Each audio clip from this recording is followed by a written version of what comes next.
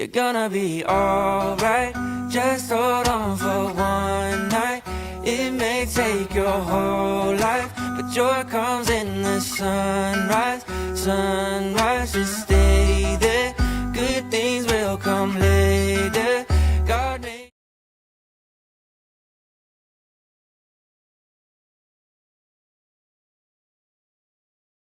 Voilà, donc comment gérer les critiques? J'ai choisi cet atelier parce que les autres ne voulaient pas le prendre. Donc, tu n'as pas choisi en dernier. Là, c'est la jeunesse. Je renvoie la balle. Je crois que pour les croyants qui aiment Dieu et qui veulent vraiment lui plaire, gérer les critiques selon Dieu, ça implique plusieurs formes d'attitude. Une attitude de sagesse, une attitude d'humilité aussi certainement, une attitude d'amour, et puis une attitude de discernement. Vous allez me dire, ça fait beaucoup de choses, c'est vrai, mais elles sont nécessaires, on va le voir ensemble. La parole de Dieu, elle aborde souvent la manière dont on doit réagir face aux reproches que l'on peut recevoir, aux corrections, si le mot est un peu fort, ou même aux attaques qui peuvent nous paraître injustes. Je ne sais pas si vous avez vu récemment le reportage envoyé spécial des évangéliques, un succès pas si angélique. C'est des attaques injustes, injustifiées en tous les cas. Et je vous propose de voir ensemble donc quelques pistes. Je ne dis pas que c'est vraiment la solution à appliquer, mais quelques pistes pour traverser plus sereinement ces turbulences. On va travailler en équipe, j'adhère à fond avec ce que les frères ont partagé avant moi, et on a vraiment besoin de travailler dans ce sens, mais on a aussi besoin de gérer malheureusement les difficultés, gérer les critiques quand elles arrivent, et rassurez-vous, si elles ne sont pas encore arrivées, eh bien elles vont arriver. Et il faudra les gérer. C'est obligé de les gérer si on veut continuer à avancer. Donc comment traverser ces périodes de turbulence? Tout d'abord, le premier point que j'ai noté, il faut recevoir la critique avec humilité. Je disais tout à l'heure qu'une des qualités nécessaires dans notre comportement, dans notre attitude, c'est l'humilité. Et on a besoin de recevoir la critique avec humilité. Vous allez me dire tout de suite, ah mais c'est pas facile, c'est pas évident. Oui, certes, on a besoin de toute l'humilité. Par exemple, dans Proverbe 12, verset 1er, il est écrit ceci, celui qui aime la correction. Qui est-ce qui aime la correction ici? Ah, pas beaucoup de réponses. Celui qui aime la correction aime la science. Celui qui hait la réprimande est stupide. J'espère qu'il n'y a pas de stupide au milieu de nous cet après-midi. La Bible valorise la capacité à accepter la correction, même si elle est difficile à entendre. Une critique peut être un moyen par lequel Dieu veut nous corriger, parce qu'on a besoin d'être corrigé. Ou bien, on l'a vu tout à l'heure, aussi nous faire grandir. Notre but, c'est de progresser. Notre but, c'est d'aller plus loin, comme on l'a vu avec Rémi. Donc, pour cela, on a besoin donc de l'humilité. On a besoin aussi du discernement pour évaluer la source et évaluer le fond de la critique. Proverbe chapitre 15, verset 31, 32 nous dit ceci, « L'oreille attentive aux réprimandes salutaires reposera au milieu des sages. Celui qui rejette la correction méprise son âme, mais celui qui écoute la réprimande acquiert l'intelligence. » Donc là, il est bien question de la réprimande salutaire, celle qui va nous faire du bien, celle qui va nous faire grandir, celle qui va nous faire progresser. Et j'ai appelé cela, moi, la critique constructive. Elle vient souvent d'ailleurs de personnes sages ou bienveillantes, qui veulent simplement notre bien, qui veulent nous faire grandir, nous faire progresser dans notre service. Et cette critique, elle est constructive. Elle vise à nous aider dans notre fonction. Elle nous propose des pistes d'amélioration, parce qu'on peut toujours s'améliorer, on est bien d'accord. On ne pense pas être arrivé au top de notre service, de ce que nous faisons, et on a besoin de s'améliorer. Et pour cela, la critique constructive, elle va nous y aider. Et puis elle nous permet aussi de rester factuels, sur vraiment le point de détail où nous avons besoin d'évoluer. Mais il y a aussi malheureusement les autres critiques, les critiques malveillantes que j'ai appelées les critiques destructives, parce que finalement c'est ça que ça va produire derrière. Critiques malveillantes qui vont devenir des critiques destructives. C'est des critiques vagues, des critiques personnelles, des attaques personnelles méprisantes. Elles reflètent souvent un malaise chez l'émetteur de cette critique. Par exemple, je ne sais pas moi, quand j'ai commencé dans le ministère, mon pasteur formateur, il me disait, tu sais, ton message, il manque un peu de structure. Il a besoin d'être beaucoup plus structuré, moins flou, moins vague, mais beaucoup plus structuré. Ça, c'est la critique constructive. J'en ai tenu compte, et je pense qu'aujourd'hui, j'ai réussi un peu, j'ai encore besoin de progresser, mais j'ai réussi un peu à mieux construire mes messages. Et puis, bien sûr, il y a la critique destructive, par exemple, tu ne fais rien de bien. Et ça, c'est souvent qu'on a entendu, hein. Tu ne sais rien faire de bien, tu n'arriveras à rien, c'est même pas la peine que tu continues. Moi, je serai de toi, j'abandonnerai tout de suite. Vous avez jamais entendu ce genre de critique? Hein, ça peut arriver. La critique destructive, oh, ça fait du mal, hein, ça détruit, ça nous bloque, ça nous freine dans notre mission, dans notre service. Donc la Bible nous appelle à discerner ce qui vient de Dieu et ce qui ne mérite pas notre attention. Par exemple, le cas d'une critique destructive, on a besoin de ne pas répondre à la colère. Hein, Proverbe 15.1 nous dit une réponse douce calme la fureur, mais une parole dure excite la colère. En fonction de la critique que l'on va recevoir, on peut mal réagir, on peut se mettre en colère, et la Bible nous invite justement à réagir différemment. Une réponse douce calme la fureur, mais une parole dure excite la colère. Dans Jacques au chapitre 1er, vous le connaissez ce texte, hein, que tout homme soit prompt à écouter, toute femme aussi, hein, il n'y a pas que les hommes, c'est valable aussi pour les femmes, que tout homme soit prompt à écouter, lent à parler, lent à la colère, car la colère de l'homme n'accomplit pas la justice de Dieu. Donc la bonne façon de réagir à la critique, c'est surtout de ne pas se mettre en colère. La réaction impulsive est à éviter dans pareille situation. Même si la critique est injuste, Dieu nous appelle à répondre avec douceur et maîtrise de soi.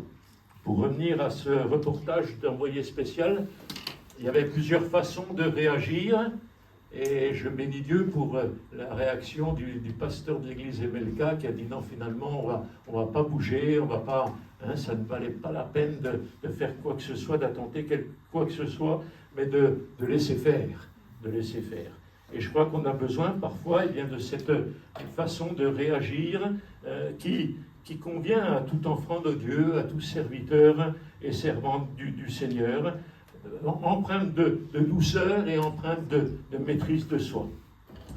Deuxièmement, prier avant de réagir. Et là, j'empiète un peu sur l'atelier de Jean. Hein. Gare à toi. Vas-y, mon frère. Prier avant de réagir. Philippiens 4.6, ne vous inquiétez de rien, mais en toute chose, faites connaître vos besoins à Dieu par des prières, des supplications, avec des actions de grâce. Alors c'est vrai que ce texte, il est un peu large, mais je pense qu'il peut très bien s'appliquer aussi à des critiques que l'on va recevoir. On peut faire connaître nos besoins à Dieu. Seigneur, tu as entendu ce qu'on m'a dit là, tu as entendu cette critique que j'ai reçue. Seigneur, merci de m'aider à répondre avec sagesse, merci de m'aider à réagir avec sagesse. Bien sûr, c'est dans la prière qu'on va trouver cette force et cette énergie. Et puis, le troisième point, c'est le pardon. Pardonner les critiques injustes. C'est difficile, là, hein? C'est difficile. Les critiques injustes, alors qu'on sait qu'elles ne sont pas vraies, qu'elles sont injustifiées, que c'est une attaque personnelle parfois, c'est difficile de ne pas réagir et surtout de pardonner. Mais Matthieu 5,44, hein, le Seigneur nous dit « Aimez vos ennemis, bénissez ceux qui vous maudissent, faites du bien à ceux qui vous haïssent. » Donc là, quand on dit cela, on a tout dit, hein. Et c'est pas facile, c'est vrai, à mettre en pratique. Et puis Colossiens 3,13, pardonnez-vous réciproquement, s'il est un sujet de se plaindre de l'autre, et là on est en plein dans la critique, là, hein, la critique destructive peut-être, eh bien si quelqu'un a un sujet de se plaindre de l'autre, comme Christ vous a pardonné, pardonnez-vous aussi. Donc ça peut arriver, et je vais réagir ainsi de telle façon. Même face à des critiques injustes ou blessantes, Dieu nous appelle à pardonner, à ne pas nourrir de l'amertume. Ce serait le pire, le plus terrible, hein, de nourrir une certaine amertume qui va s'installer là au fond du cœur, et à chaque fois qu'on verra la personne en question, tout de suite ça revient, hein, et ça est bien sûr un obstacle à notre service. Quatrièmement, reprendre la personne avec amour si nécessaire. Ça peut être le cas, hein. Galates 6, verset 1er, si un homme vient être surpris en quelque faute, vous qui êtes spirituels, redressez-le avec un esprit de douceur. Amen. Donc là, on rejoint l'attitude du serviteur de Dieu, l'attitude de celui qui est rempli du Saint-Esprit et qui va réagir avec amour. Quand c'est à notre tour de faire une remarque ou de corriger quelqu'un, eh bien la Bible insiste sur la douceur et sur l'amour. Hein, il y a la façon de le faire, et il y a aussi les moyens que nous allons utiliser. Et nos moyens à nous, eh bien, ils sont divins. Les moyens à nous, ils sont bibliques.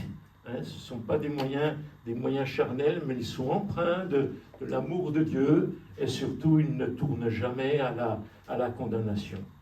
Et puis, dans le cadre de la critique constructive, elle est utile comme levier de progression. On a besoin parfois de prendre du recul. La critique est là, certes, mais quand on la prend de face, forcément, on est un peu déstabilisé, on est un peu ébranlé, mais finalement, en y réfléchissant, en posant tout cela devant Dieu également, on s'aperçoit que c'est quelque chose qui va nous faire grandir, c'est quelque chose qui va nous faire progresser. Je remercie, moi, tous les frères, tous les collègues qui m'ont fait des critiques, mais des critiques constructives. Hein, parce que je parlais tout à l'heure de mon formateur à propos de mes messages, et c'est comme cela qu'on progresse, c'est comme cela qu'on devient meilleur, et je crois qu'on a besoin. Hein, n'hésitez pas à apporter des critiques constructives à nos frères, à nos sœurs. C'est quelque chose qui fait grandir, c'est quelque chose qui fait progresser. Mais il y a une façon, bien sûr, on l'a partagé, une façon d'apporter ces critiques pour qu'elles ne soient pas blessantes, qu'elles ne soient pas bloquantes, mais qu'au contraire, elles puissent amener à une progression, amener à un service. Alors j'ai noté, avant qu'on puisse avoir un temps un court moment de partage, je ne sais pas combien j'ai encore de temps là. Ah, c'est merveilleux. C'est merveilleux. Quelques conseils. Oula. Oula.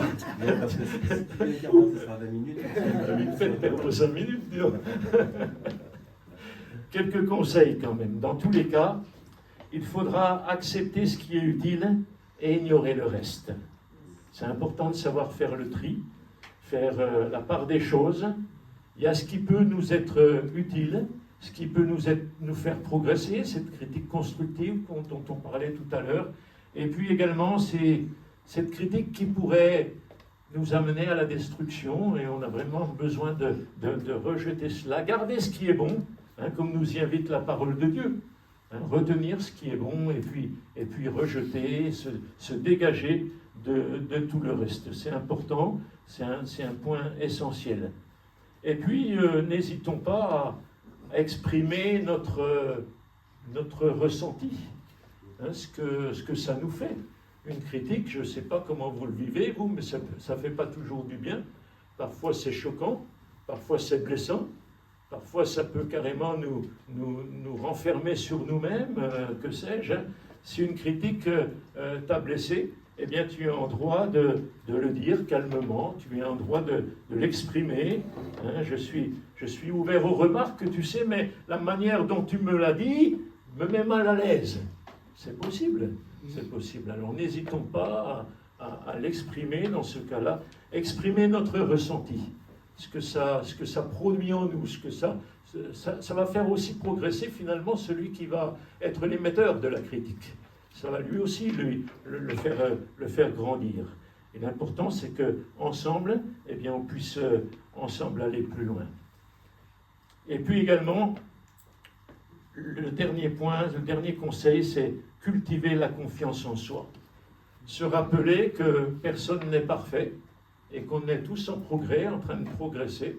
On a besoin des uns des autres pour progresser, pour être meilleurs. Et surtout, sachons bien qu'une critique ne définit pas notre valeur. C'est pas parce qu'on va nous critiquer en mal que finalement on va être moins bon. C'est pas parce qu'on va nous critiquer qu'on va pas être bon dans notre service. Hein, ça définit pas cela. Au contraire, rappelons-nous que personne n'est parfait. Nous sommes sur un chemin de progression. On est là ensemble pour aller plus loin. Et puis, la critique, eh bien, elle ne va pas définir notre valeur. On peut toujours rebondir, on peut toujours aller plus loin. Et à partir du moment où on entend la critique, à partir du moment où on fait ce qu'il faut pour la corriger, si c'est nécessaire, hein, si c'est une critique constructive, alors on pourra ainsi progresser et on pourra aller de l'avant. Alors, je résume.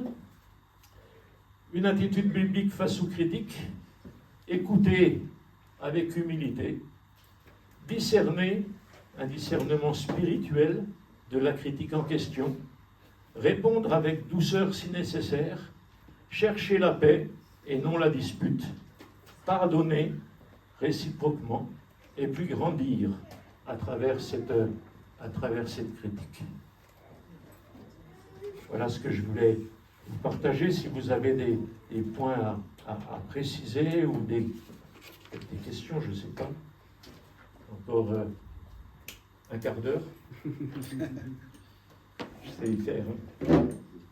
J'ai remarqué quelque chose par rapport à la critique, c'est que la nature humaine est ainsi faite qu'on a tendance, quand on reçoit une critique, à ne pas la compartimenter dans le domaine où la critique a été faite, mais à se l'appliquer à l'être tout entier. Et parce qu'on m'a critiqué sur une chose, ça veut dire que je suis nul, ça veut dire que j'y arrive pas, ça veut dire que je suis bon à rien. Et je l'ai remarqué plein de fois, ça m'arrive souvent de le dire aux enfants, etc. Je dis attends, la remarque qu'on t'a fait, c'est ça. Ça ne veut pas dire que tout s'effondre, ça ne veut pas dire que tu n'arrives plus à faire tout le reste. Et j'ai remarqué aussi, quand je dois adresser quelques critiques, j'essaie toujours de faire cet exercice. J'ai une critique à adresser, mais je l'entoure d'au moins 2 compliments. J'apprécie ce que tu fais dans tel domaine, mais voilà, je voudrais intervenir là-dessus. Et ça permet de compartimenter. C'est pas parce qu'on fait une critique que du coup notre service est à jeter à la poubelle, que notre personne est à jeter à la poubelle, que notre identité est mauvaise, etc. Et ça, je pense que c'est précieux. Ça, c'est lié à la confiance en soi. Oui. Ouais, c'est ça.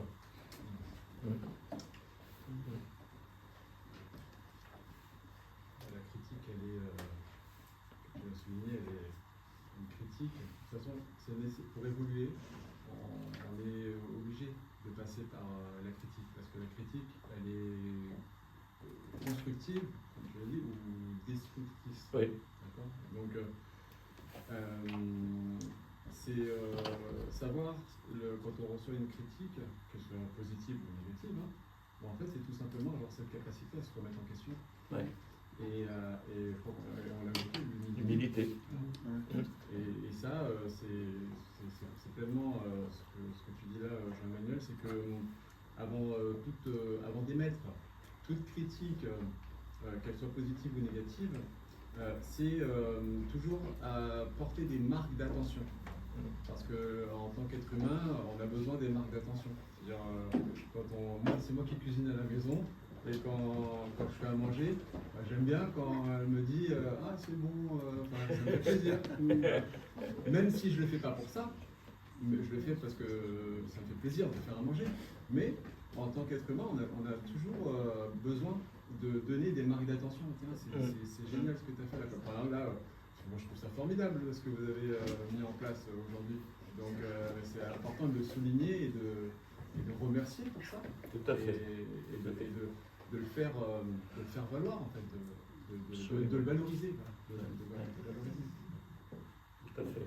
C'est super important ce que vous dites tous les deux là, parce que c'est vrai que bien souvent on a des critiques qui nous arrivent comme ça, sans précaution, sans attention derrière, et c'est blessant, terriblement blessant. Même si c'est vrai, c'est terriblement blessant. Alors que si c'est accompagné, comme dit Jean, de compliments, ça enveloppe, ça prépare, et c'est plus facile d'accepter la critique. Hein. Très important. Parce que des fois, il n'y a pas le bon timing non plus, quoi. Ouais. Parfois, il faut mieux attendre un peu Ce soit aussi, le moment. parce qu'on a envie,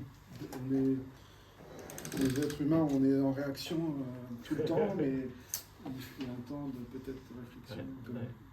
parce que sinon on peut blesser alors qu'on voulait construire. Tout à fait. Ça arrive aussi. Et ce que tu dis me fait penser à quelque chose que je n'avais pas pensé. C'est aussi très délicat de faire une critique publique.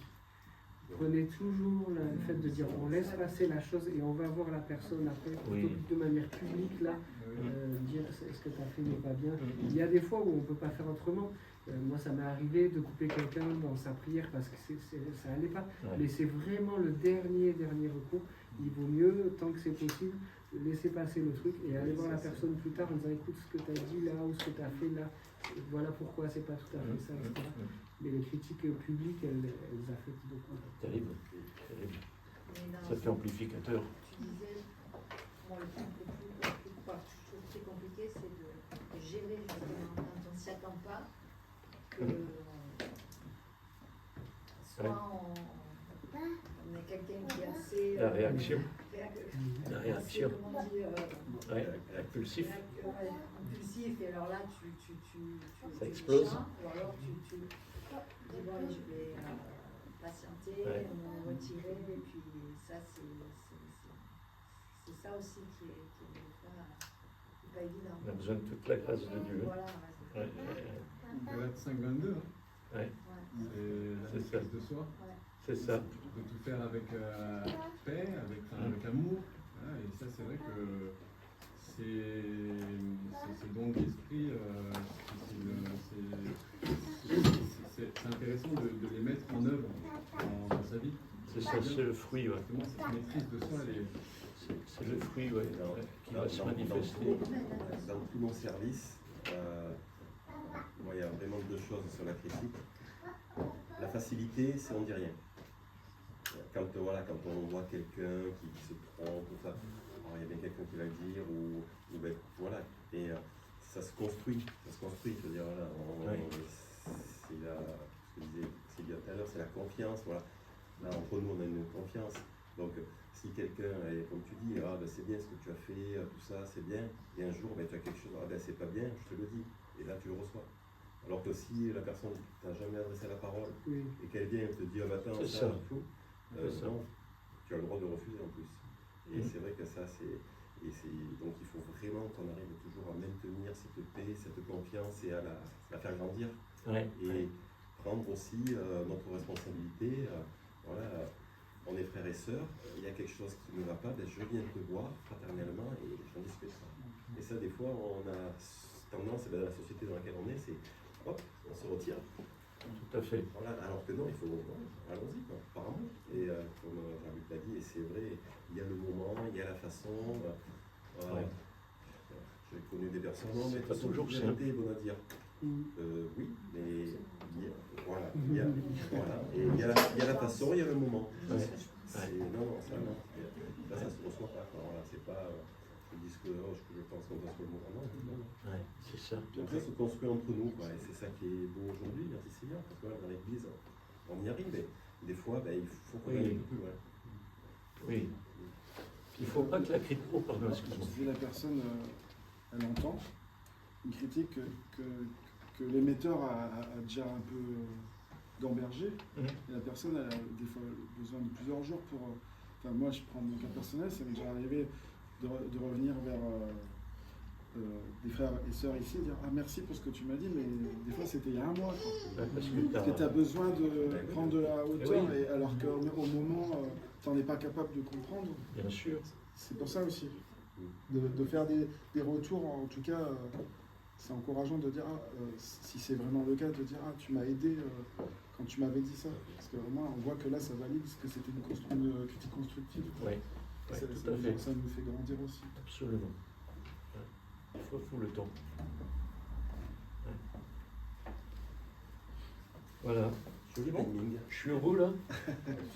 C'est sûr que j'ai pas encore un quart d'heure. Pas un quart d'heure, mais si tu as besoin de quelques minutes. Merci. Merci Jean-Luc, c'est précieux. Et je voulais vous dire que je suis ouverte à toute critique, mais que si c'est des compliments. You're gonna be alright. Just hold on for one night. It may take your whole life, but joy comes in the sunrise. Sunrise, just